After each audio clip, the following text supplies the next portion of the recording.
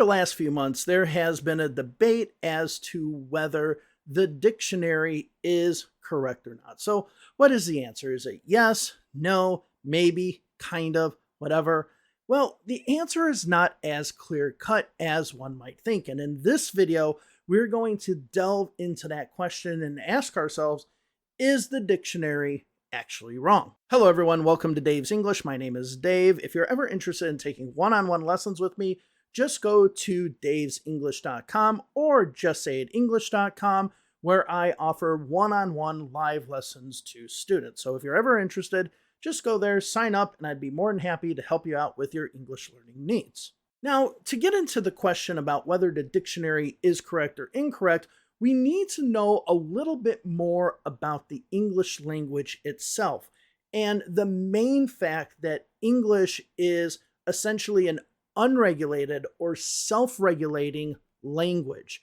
What do I mean by that? Well, if we look at French, for example, in the French language, there is an organization, the l'Académie Française, which is the rule setters as far as the language. So, for example, in the 1990s, the word internet came about, and it was the Academy that had to determine whether the word internet was masculine or feminine. So, therefore, the Academy creates the rules of the French language and is the governing body when it comes to those rules. And most languages have some sort of governing body that determines what the rules are. And when they make those rules, it's pretty much set in stone that that's what the rule is. However, when it comes to English, we don't have that. We do not have some overreaching body that determines what is and what isn't correct in English. Therefore, the English language itself is unregulated, or in this case, it's probably more accurate to say self-regulated. And the reason I say self-regulated is because you have organizations like Oxford, Cambridge, Merriam-Webster, and others that are trying to vie for position as to being the legitimate holder of the knowledge of English. They're all competing with one another, but yet they are not the official authority when it comes to the English language. So therefore, it is self-regulating in the fact that these organizations are determining how the English language works. And these organizations, which we almost can call influencers really, are organizations that have their own people, their own structure, their own scholars and professors in there. Therefore, those professors within these certain organizations are going to have their own philosophy as to how the English language works, not just with grammar, but with pronunciation and other things as well. The view of the people working at Oxford can be very different from the view of the people working at Cambridge. And this is why you can see inconsistencies in much of the grammar books or vocabulary books or whatever that you see provided by each one of these institutions. And these aren't the only two. As I mentioned, Merriam-Webster, Pearson, and a host of others are actually out there trying to fight for this influencer space within an unregulated English language market. So one of the ways that we can notice this difference is when it comes to modal verbs. Now you might be thinking, well, modal verbs, those are a set group of words that there really isn't a debate about whether things are a modal verb or not, but that's where you would actually be wrong, because there is a great debate as to whether something is a modal verb or not. Now, the concept of modal verbs is kind of recent, actually, really only started being talked about in the 1860s and really was put into academic research in 1935 by Professor Bloomfield, who, by the way, is a Chicago native as well, so give props to that. And he identified which words were actually words that were modal verbs. Now, move forward to 1973, and you have Quirk and Greenbaum, who give even a more definitive answer as to what modal verbs are, which words are specifically modal verbs. And this becomes the foundation for a lot of academic writings and a lot of academic organizations like Oxford and Cambridge to determine what a modal verb is. But even those organizations throughout the year have changed their idea of modal verbs. You will see some organizations have some as quasi-modal verbs. Others will say that they're not. You will have some that'll have more or less. You have some organizations that'll have 9 modal verbs on their list. You have one scholarly article that says that there are 37 modal verbs. So the idea of a modal verb isn't a set, fixed group. And you might think that it is because you might have looked at this book by Cambridge University and said, this book says that there are a set number of modal verbs.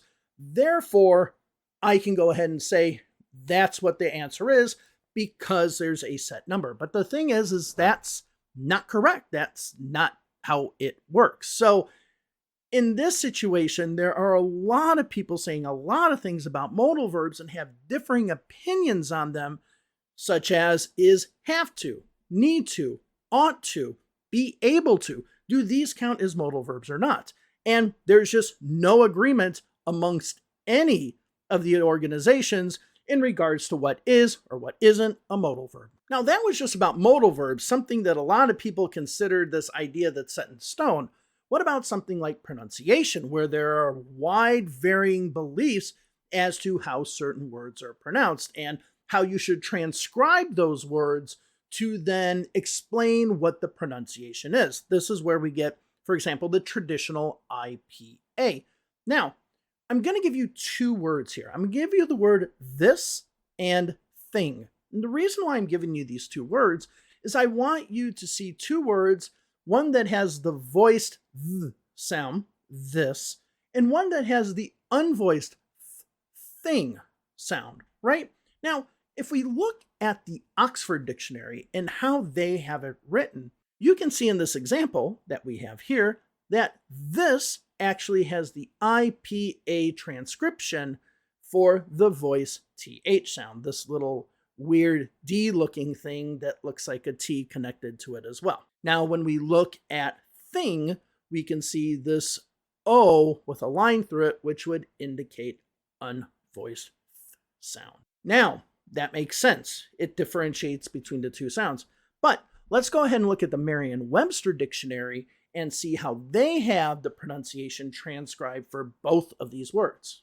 Now, as you can see, there is a problem with the transcription. It does not differentiate as to whether one is voiced or one is unvoiced. So in this situation, the person who is looking at it has to already have some sort of knowledge that there is a voiced and an unvoiced TH sound. Now, when it comes to this and you're a learner and you're just learning English, if you don't have that knowledge, you can mispronounce these words. Instead, you might say this or things, which both of those would be incorrect. So in the case of the Merriam-Webster dictionary that they have online, the pronunciation transcript that they have for the word thing and this is really, one can say it's correct, but it's incomplete because it doesn't differentiate between the voiced and unvoiced TH sounds. So you can see we have the Oxford Dictionary and the Merriam-Webster Dictionary, in which you can see the Oxford Dictionary has really a complete differentiation between the TH sound, whether it's voiced or unvoiced, whereas the Merriam-Webster doesn't. So this transcription of pronunciation by Merriam-Webster is very incomplete, and you would have to have knowledge beforehand to know that there's a differentiation between the sounds. Now, we do have people challenging the IPA. Actually, Dr. Jeffrey Lindsay had a video recently where he talks about his approach to the IPA, which is actually quite interesting. He takes the previous IPAs, the traditional IPA, and other transcriptions that people have created in the past, and talk about how they're wrong, how they really don't make sense, how they're really not connected, and that the IPA that he, or I should say the transcription that he has actually created, is much more complete and much more connected to how the phonetics of the language works.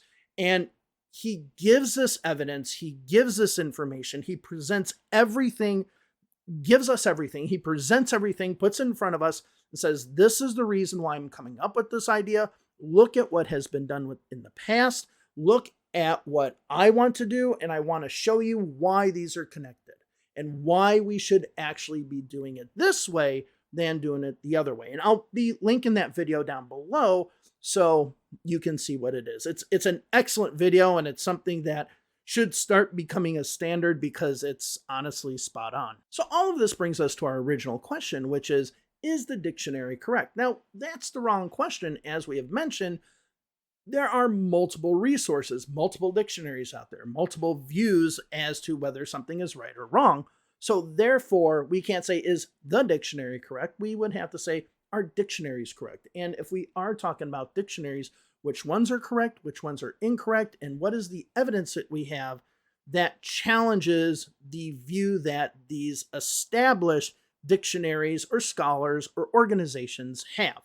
So we really can't just say the dictionary is wrong. Now, you might be saying to yourself, well, Dave, if this is unregulated or self-regulated, then somebody can just say anything and just say, okay, well, this is actually a rule in English. So, for example, I could say, this is an automobile. And since it's unregulated, who's going to challenge me as to saying this is an automobile? Well, the consensus will challenge you. If there's an overwhelming consensus or an overwhelming belief that something is correct or incorrect, then that's going to be the correction itself. This is why the language is self-regulating. Now, if I say this is an automobile, if I have 1,000 people in front of me and they all know English, 1,000 people are going to say that I'm wrong, that this is not an automobile. This is, whoa, my coffee is coming out. This is a cup or a mug or a coffee mug or any of the other definitions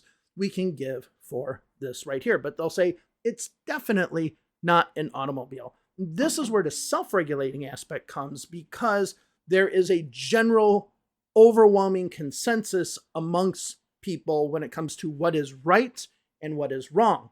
Now, once that consensus starts getting lower and lower and you see more of a division amongst the population, well, this is where the debates happen. So back to modal verbs, have to. There's a debate as to whether have to is a modal verb or not. So the consensus isn't there, hence the reason the debate is there in the first place. Whether this is an automobile or not, that debate's not happening because there's a 100% consensus that that is a cup, that is not an automobile. And this comes to, I think, the final part of this, which is which resource or who should you believe? Should you believe Oxford? Should you believe Cambridge? Should you believe Merriam-Webster? Should you believe an academic scholar out there? It really comes down to all these options you have in this unregulated world that you can kind of pick and choose as to which English you want to learn. And this does become a problem. However, the thing about the English language is it is a growing language. It is this unregulated language. And if somebody does challenge the establishment, they should do it with evidence. So let's go back to Professor Jeffrey Lindsay.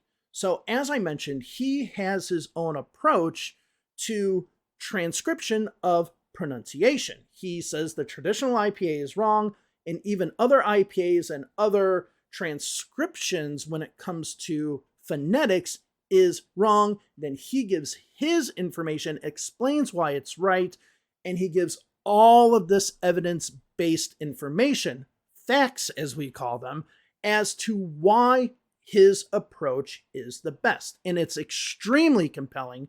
It's extremely interesting. And I think it is, again, something that should really be looked at as far as the replacement of the traditional IPA, which is really, really old and out of date. However, now let's say that you're training as a teacher and you're trying to get a CELTA like I am, you're probably going to be exposed to the traditional IPA and the Adrian Underhill approach to teaching the IPA. Now, I would say Lindsay has pretty much rebuffed a lot of what Underhill claims, but at least the evidence is there that you can make your own judgment as to whether you should believe Lindsay or you should believe Underhill. Definitely. Now, in the case of Kevin and Lisa, they don't do this. They just say, the dictionary is wrong. That's it. They don't provide any evidence. They don't provide anything in regards to why it is wrong. They might have some video clips, which I'm going to talk about in one of the other videos in this series. So make sure you watch them all because I will be addressing that.